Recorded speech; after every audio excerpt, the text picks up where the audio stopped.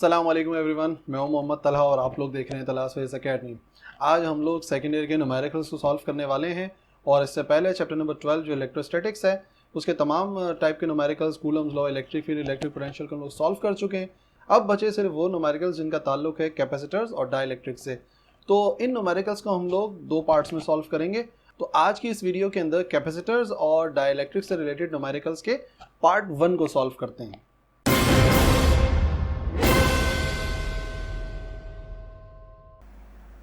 Capacitors का पहला numerical है जिसमें एक सर्किट हमें गिवन है और हमें इक्विवेलेंट कैपेसिटेंस पता करनी है और हर एक पर चार्ज भी पता करना है। कुछ ये कॉम्बिनेशन नज़र आ रहा है जिसमें C1 जो है वो 2 माइक्रोफैराड है, ये वाला 2 माइक्रोफैराड है, और ये C2 जो है वो 4 माइक्रोफैराड है और C3 जो है वो 6 माइक्रोफैराड है। और ये कॉम्बिनेशन हुआ है एक 10 वोल्ट की बैटरी के साथ। तो सबसे पहले अगर हम सॉल्व करेंगे तो हमें क्लियरली नज़र आ रहा है कि जो C1 है और C2 है ये दोनों कैसे नज़र आ रहे हैं, दोनों नज़र आ रहे हैं पैरेलल। और अगर ये दोनों हैं पैरेलल तो पैरेलल में सीधा सीधा ऐड करना पड़ता है। तो ये हो गया 2 माइक्रोफैराड, ये हो गया 4 माइक्रोफैराड, ये हो गया टोटल 6 माइक्रोफैराड। और उन दोनों की जगह पर हम एक कैपेसिटर लगा सकते हैं और वो कैपेसिटर होगा C'। अब इस फिगर के मुताबिक नज़र आ रहा है कि C' और C3 सीरीज़ में है। तो अगर वो सीरीज़ में है तो फिर हम क्या करेंगे, सीरीज़ कॉम्बिनेशन अप्लाई करेंगे और जो इन दोनों का फाइनल आंसर होगा वो यहाँ पर हमने नाम दे दिया है CE का। CE बराबर आएगा 1/C' प्लस 1/C3। 1/C' हमने पता किया है, C' था 6 माइक्रोफैराड और C3 ऑलरेडी गिवन था 6 माइक्रोफैराड। तो 1/6 प्लस 1/6 2/6 और रेसिप्रोकल करेंगे तो ये हो जाएगा 2 1 ज़ा 2, 2 3 ज़ा 6, रेसिप्रोकल हो जाएगा 1/3 का 3 माइक्रोफैराड के बराबर।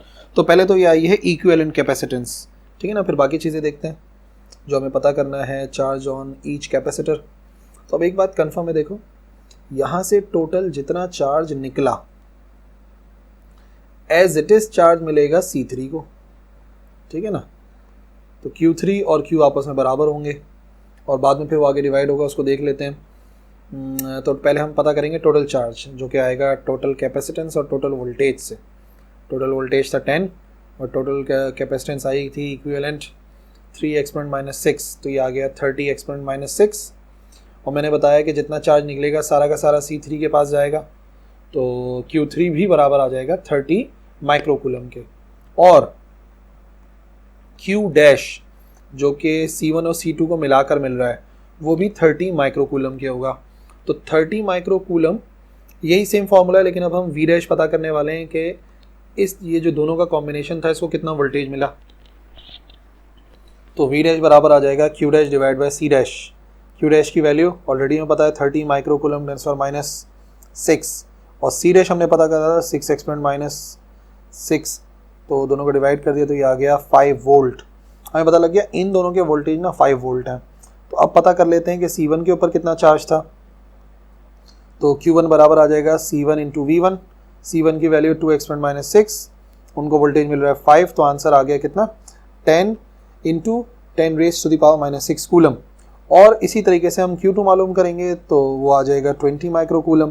तो हमें तीनों कैपेसिटर के पास कितने चार्जेस स्टोर हुए वो हमें पता लग गए। Q1 है 10 माइक्रोकूलम, Q2 है 20 माइक्रोकूलम और Q3 है 30 माइक्रोकूलम।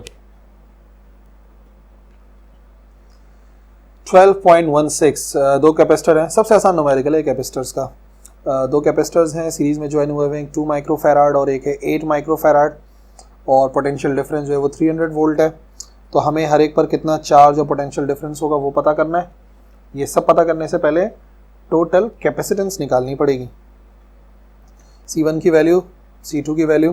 क्योंकि दोनों सीरीज में है तो इक्विवेलेंट कैपेसिटेंस आएगा रेसिप्रोकल स्क्वायर करके 1/2 प्लस 1/8। तो एलसीएम लिया तो हो गया 8 और 4 + 1 यानी कि 5/8।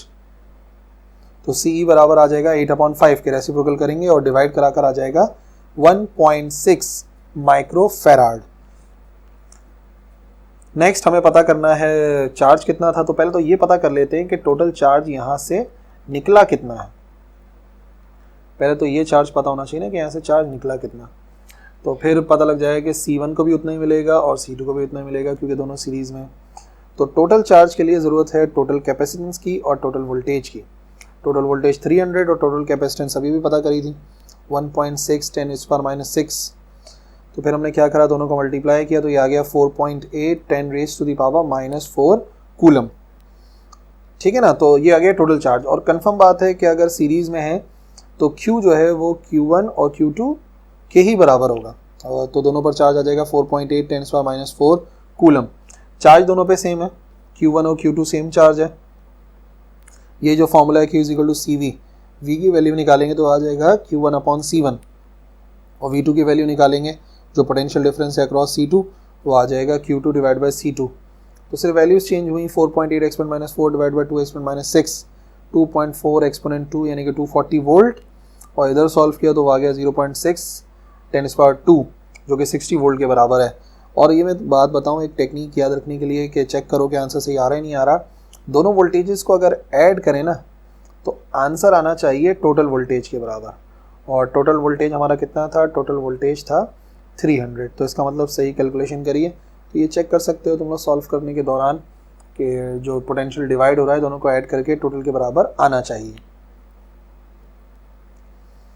12.17 कैपेसिटर है 100 पिकोफैराड का, उसको हमने चार्ज किया 50 वोल्ट के साथ, और फिर हमने उसकी प्लेट्स को पैरेलल कनेक्ट कर दिया एक और कैपेसिटर के साथ। पहले C1 था, फिर हमने बैटरी से हटा के उसको कनेक्ट कर दिया एक दूसरे कैपेसिटर के साथ C2 के साथ। तो देखा कि पोटेंशियल ड्रॉप होके हो गया 35 वोल्ट। तो उस दूसरे कैपेसिटर की कैपेसिटेंस कितनी थी, पहले कैपेसिटर की कैपेसिटेंस है 100 10⁻12 फैराड या 1 exp⁻10 farad. Actual potential difference था 50 वोल्ट, और जब हमने दूसरे कैपेसिटर के साथ जोड़ा तो वो हो गया 35 वोल्ट। तो हमें C2 पता करना है। अच्छा, बात यह है कि पोटेंशियल ड्रॉप क्यों हुआ। पोटेंशियल ड्रॉप इस वजह से हुआ कि जब मैंने C1 को पूरी तरह से चार्ज कर लिया, लेकिन जब एक एम्प्टी कैपेसिटर में लगाऊंगा, ठीक है ना, बैटरी को तो हटा दिया, तो जो चार्ज होगा C1 के पास, क्योंकि C2 तो खाली है, तो कुछ चार्ज चला जाएगा C2 के पास, जिसकी वजह से C1 का जो वोल्टेज है वो ड्रॉप हो जाएगा 50 वोल्ट से 35 वोल्ट।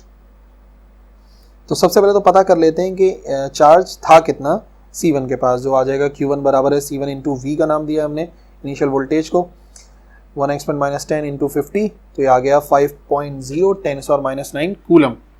ठीक है, फिर वही बात है कि जो C1 था वो चार्ज था और C2 जो है वो अनचार्ज था।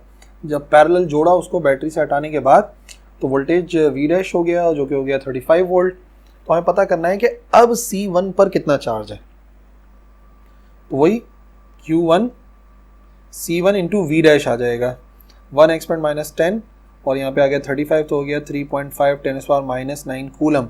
तो कहाँ गया वो बाकी चार्ज, बाकी चार्ज चला गया C2 के पास। ठीक है, तो हम कैसे पता कर सकते हैं Q2 को, इनिशियली चार्ज था Q1, उसमें से माइनस कर दो, बाद में कितना चार्ज बचा Q1 डैश, 5 exp⁻9 3.5 exp⁻9, तो आ जाएगा 1.5 exp⁻9 कूलम। पोटेंशियल डिफरेंस हमें पता है C2 के अक्रॉस जो है वो 35 वोल्ट था, तो सेम वही फॉर्मूला Q = CV से C की वैल्यू निकाले तो C2 बराबर आ जाएगा Q2' / V'।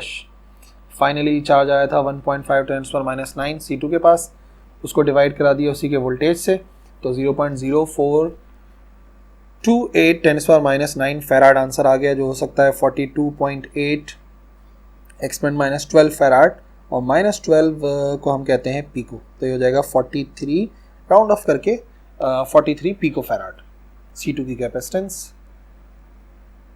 12.18 इजी है, बट ये कि एक सर्किट है उसको सॉल्व करना है हमें।